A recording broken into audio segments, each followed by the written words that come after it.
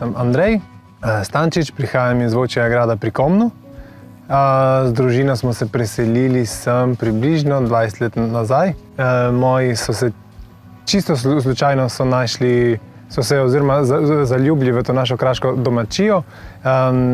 Namen preseljevanja je bil zaradi šolanja, torej z bratom sta jo želela dati v slovensko šolo. In potem se je naša zgodba začela. Prvo z majhnim vrtom, potem smo živalce vzeli, kakšno njivo in pol presežek, ki smo ga pridelali, smo se odločili, da ga prodamo oziroma da ga predelamo in ga damo na krožnik in tudi ponudimo gostom. Tako smo odprli še manjšo gostilnico.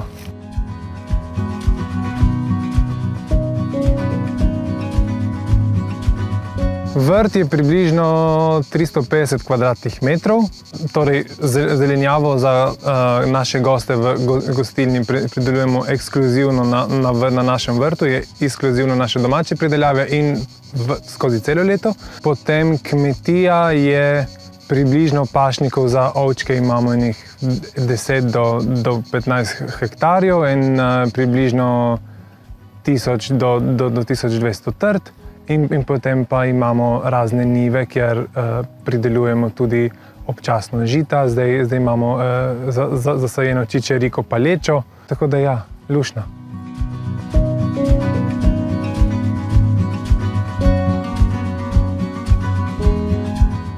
Ko sem bil manjši, mi je kmetijstvo pa vrtnarstvo pa vse zelo smrdelo. Zaradi tega, ko smo bili v osnovni šoli pa srednji šoli, če ti je kdo rekel, da ti si kmet, je bila skoraj kot ena žalitev. Potem, ko odraščaš in greš malo izven okvirjev pa iz vasi marsikaj, ki probaš in pomisliš in vidiš, da to, kar imaš doma, ni niti tako slabo. In če ti kdo reče, da si kmet, sprejmeš, ja, to je kompliment. Jaz sem se zaljubil v vrtnarjenje, pa če je ena takšna daljša zgodba, ampak meni je zelo všeč gledati stvari, kako rastejo. Kako iz enega majhnega semena lahko zraste ena mogočna solata ali pa paradižnik in potem ti zanj skrbiš, pa ga recimo skozi ljubezen pa skrb ti vložiš nekaj, pa ti zemlja oziroma rastlina povrne. To je seveda, to daje meni zadoščenje in potem to seveda ponudimo gostom.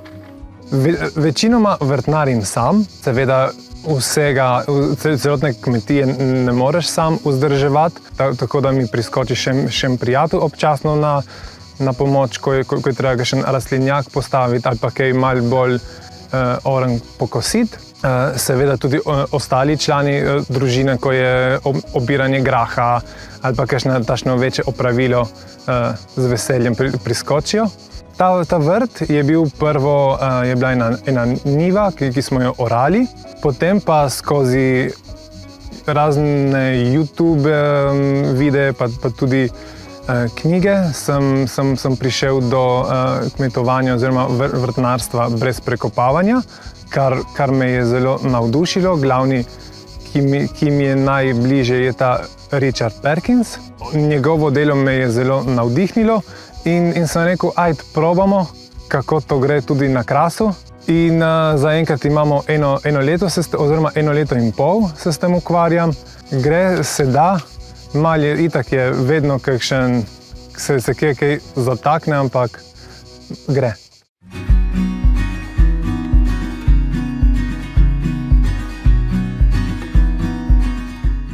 Iskreno, prvi video o vrtu brez prekopavanja, ko sem iskal prvo v slovenščini in sem vas prav najdel na vašem YouTube kanalu in se spomnim, da sem te gledal, kako si bučke pobiral, pa sta s Tjašo živeli v tej premični hišici in tisto mi je bil kar velik navdih.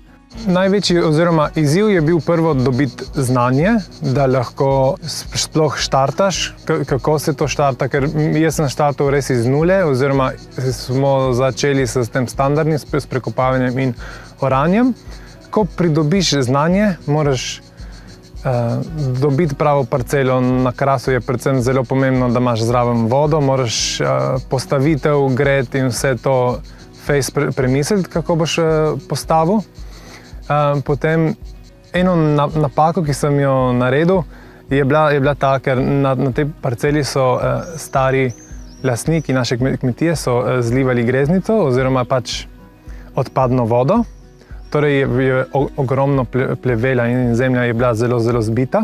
Sem to prvič delal in sem vseh na YouTubeu videl, da samo polagajo karton, pa kompost po vrhu. In naivno sem jaz tudi tako naredil. Prvo prekril zemljo s črno folijo, da zaduši vse te trajne plevele.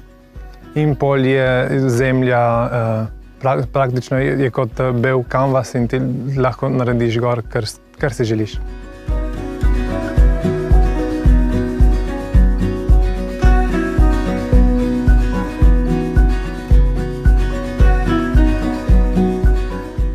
Prvo orodje kmeta mislim, da so roke. To so najbolj ključno orodje. Ne smeš pozabiti na nihajne motike, ki zelo olajšajo, da se ne skozi sklanjaš in da imaš tašno lepo ravno držo, ko se kak plevel prikaže. Se ne rabi toliko martrati, kakor vsi pač je kot nek rek, pač, da če imaš kmetijo, če imaš vrt, če imaš zemljo, moraš delati, moraš biti skozi tam, pa moraš pleveliti, pa moraš prekopavati. In če imaš vrt na tak način, se da tudi malo drugače, malo stoje, da te ne vsak večer, ko končaš, boli hrbet.